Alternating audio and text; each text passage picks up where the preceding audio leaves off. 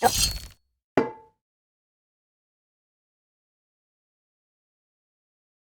What? What?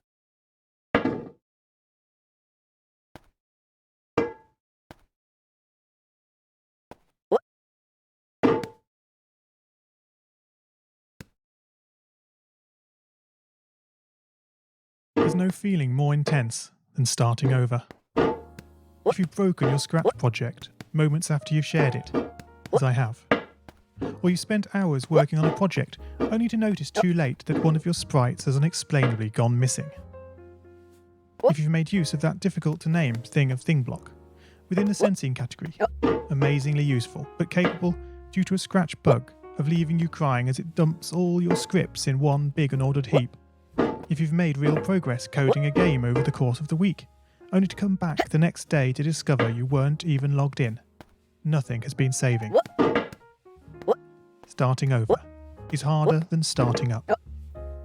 If you're not ready for that, like if you've already had a bad day at school, then what you're about to go through may be too much. Feel free to go away and come back. I'll be here. Alright, thanks for coming with me on this trip. I'll understand if you need to take a break at any point. Just find a safe place to stop and remember to pause the game by pressing P. On Scratch you can find loads of remixed or reimagined recreations of existing games, and with good reason. George Bernard Shaw said, "Imitation is not just the sincerest form of flattery, it's the sincerest form of learning." This game is a recreation of a game that came out in 2017, titled Getting Over It with Bennett Foddy. That game in turn was a homage to a free game that came out in 2002. Both games involved dragging yourself, using a hammer, up a mountain assembled from assets and objects sourced from many other games. It seems appropriate then that, when trying to recreate Getting Over It in Scratch, that we should construct our mountain from the same assets used in literally millions of Scratch projects, the unmistakable contents of the Scratch costume library. Unlike Unity or Unreal, Scratch does not provide you with a built-in physics or 3D rendering engine. It has no state-of-the-art debugger, you can't even pause your scripts. We are forced to program old school. Our experience capped at 30 frames per second on a 480 by 360 pixel stage. But these very restrictions force us to experiment, to think out of the box, to grow as developers as we become masters of all things Scratch. And let's not forget, what we lack in technology, we make up for in community. This fantastic bunch of budding software engineers, building, learning, creating, playing, remixing, as diverse a group of people as the very Scratch assets we now so skillfully attempt to ascend. The act of climbing, in the digital world or in the real world, has certain essential properties that give the game its flavour.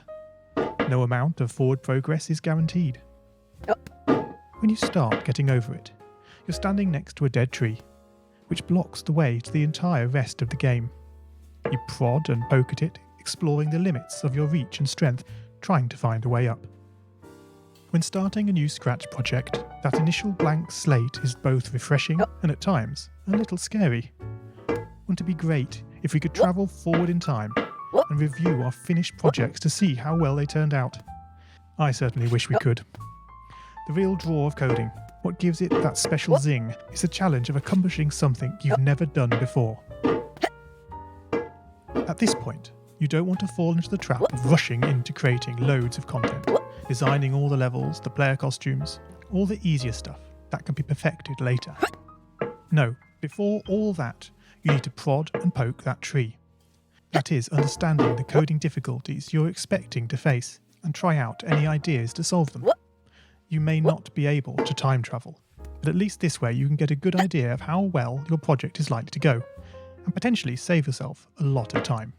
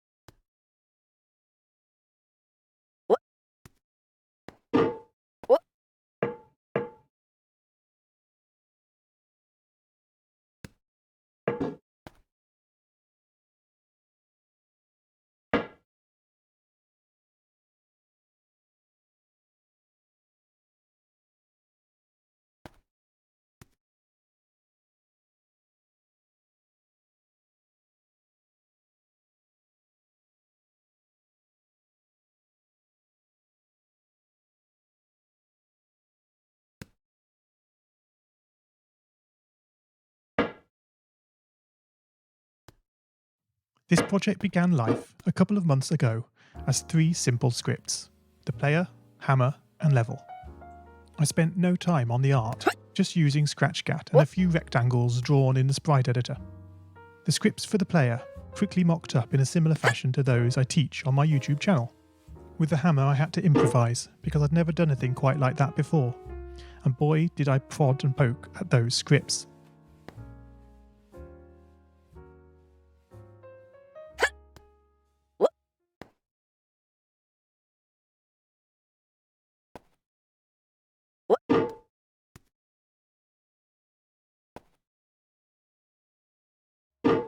What I had imagined and the results I was achieving were hard to reconcile. The hammer and the player sprites would get stuck in the walls and ground, shake and jiggle and clip up to the top of the screen. Worst of all, when I tried the bread and butter action of lifting the player up upon the hammer, any tiny movement would throw the player into a crazy up and down motion as if bouncing upon a possessed pogo stick. Things don't always turn out as you want them to, and sometimes it's good to take a break. So, for the time being, I shelved the project, letting it slowly slip down the list of unshared projects, joining the countless multitude of unfinished, unseen projects that haunt the vast storage archives of MIT.